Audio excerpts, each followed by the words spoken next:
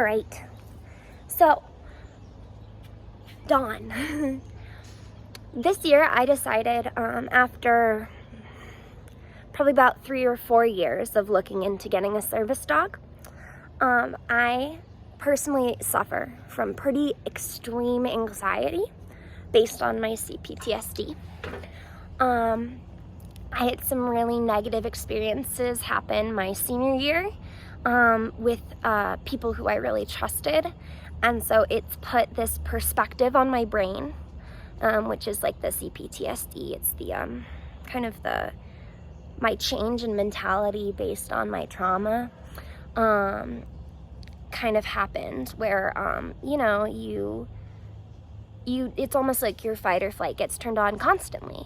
So whenever I go to the grocery store or I'm out alone, it's like I'm constantly on lookout for danger. And being in that heightened state, it means that, little things just bother you so much. You get so panicked, and I just get worked up really easily. I'll start to disassociate because there's so much going on, and my brain it's trying to get everything, so I can be aware of threats, but I just start to disassociate because there's so much processing going on. And so if I'm in the grocery store alone, what'll happen, and even when I'm driving, it's almost like I'm on autopilot, and I'll just start walking around, and I'm not really looking for anything. I'm just kind of stuck in my head, And so Dawn has been a great, and her goal is just generally her tasks are to, in those situations, direct me either to the exit if that's what I need, direct me to a different area if that's what I need. I'm doing here, I'll even show you. Dawn, come here. Okay, circle, Dawn. Dawn, come here. Dawn, circle. Come on, Dawn, circle. She's not doing it right now because I don't have a treat. Oops. But she does a circle around me, so if I need her to kind of create space. Obviously, if I'm ever in a crowd, what I can have her do is lead, and that way, as being a dog, she can kind of create that open area, because I can't, COVID was actually just a great time for me because I can't experience any, I have an extreme fear of physical sensation from others. It took me a long time to get to the point where I'm okay with even hugging my parents again. My partner, for the longest time, was the only person I really felt comfortable touching me, in any form.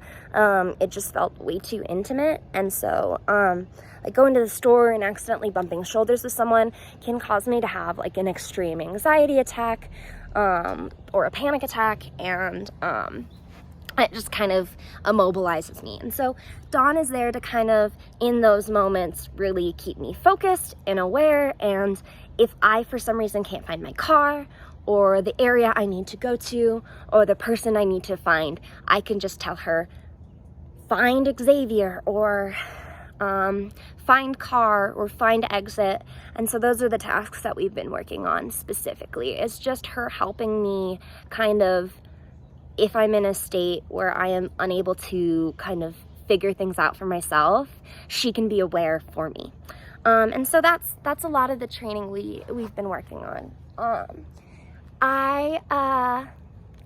I don't know, we've been having a good time. It's definitely hard training a service dog on your own, and during COVID has been especially complicated because a lot of early socialization is the main training when you have a service puppy. For the first couple years, socialization is the most important because you basically want to get them aware and calm in situations that might be more stressful for dogs who don't regularly have to experience them, Dawn being in a grocery store, walking around, there's a lot of people, there's a lot of food, but those things shouldn't stress her out. She should be focused on me, and when she walks around, she should be focused on, my needs and stuff.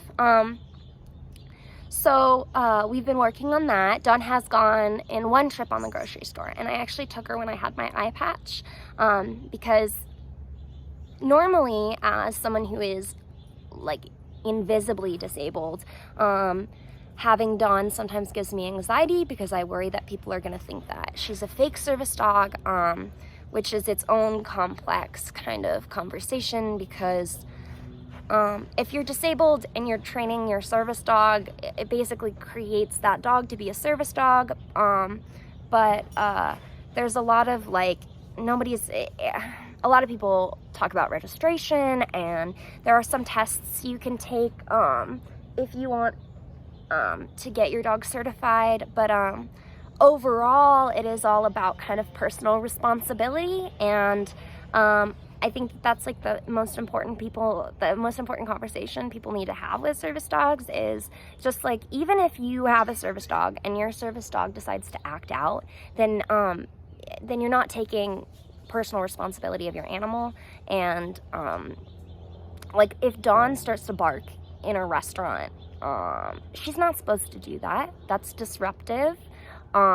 It's not helpful for me. And so even if I'm having a hard situation, I will take her back out to the car, and I will return, and I will eat, and I will finish my meal, because I'm used to those things. Dawn is a tool, and as much as it sucks not having her in those moments, because it's so helpful when I do have her, when I don't have her, obviously I'm used to that. And I would much rather be a little uncomfortable myself than put her in a situation where ultimately I can't further her education, or I put the business that then I'm contributing to give them a bad experience with service dogs. And Dawn is in training, so that means, some of her behavior sometimes isn't the greatest.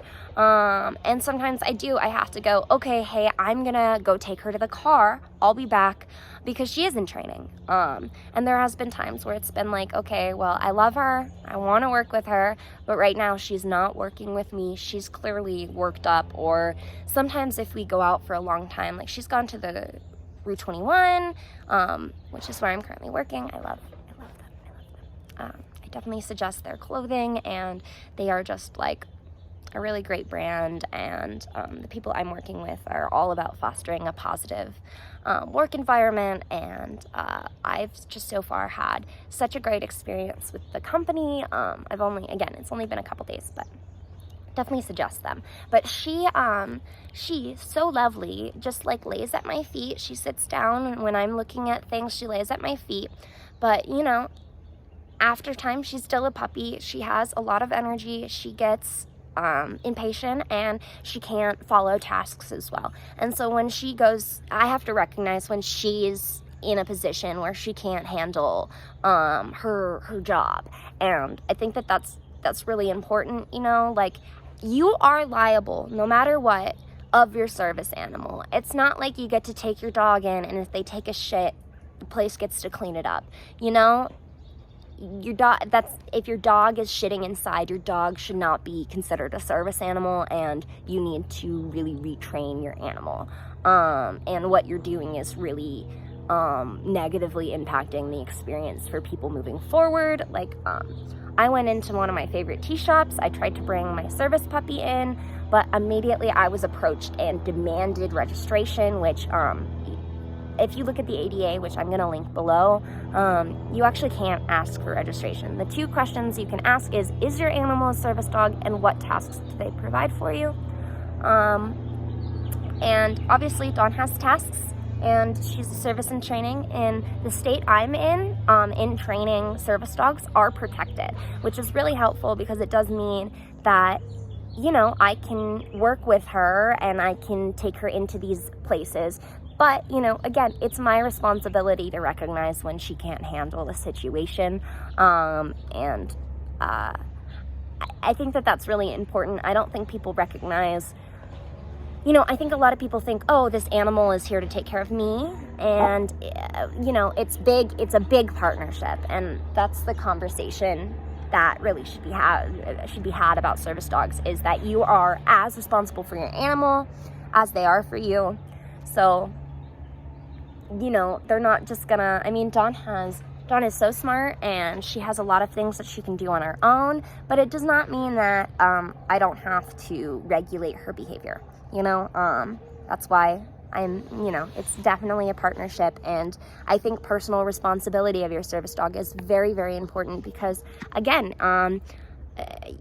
you can create situations where, like, again, I was, I guess this tea shop, an animal had an accident in their store, which is, the owner's responsibility. Again, if they brought that animal in and it had an accident, that is absolutely inappropriate, and they shouldn't be taking their animal around.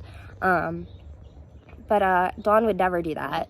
Dawn actually, we have potty commands, and she generally goes with her commands, and so that means I can generally avoid, like, if I need her to go to the potty beforehand, she usually has already gone, and then we'll go out. But it's just hard because obviously somebody they lied about having a service animal, or they didn't take personal responsibility of their service animal. And so then I got discriminated against, and I was told I needed stuff that actually I don't have, but also most people don't have. You can get registered online, never pay for registration, always just look at sites that offer you just to sign up. Generally, if you're training your own service dog, again, I would really look into the ADA and just everything that kind of goes along, and like learn your rights and your laws around it.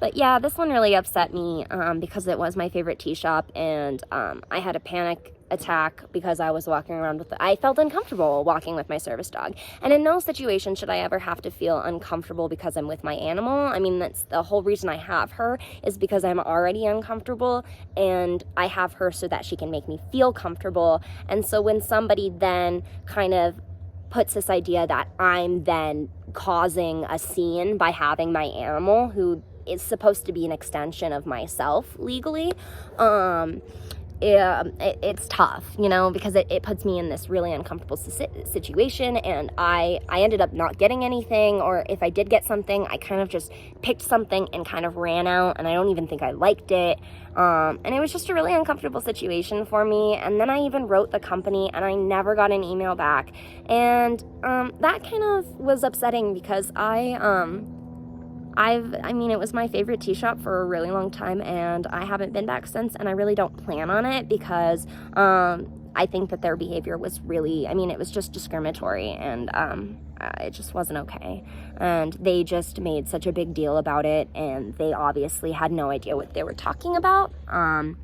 So it was tough because it's like, okay, you guys are demanding something you're not even legally allowed to demand, and then when I try and correct you, you guys are just being an asshole to me. Like, it's not nice, like, I'm already disabled. I'm already dealing with this. Like, I wouldn't have a service dog if I didn't need her.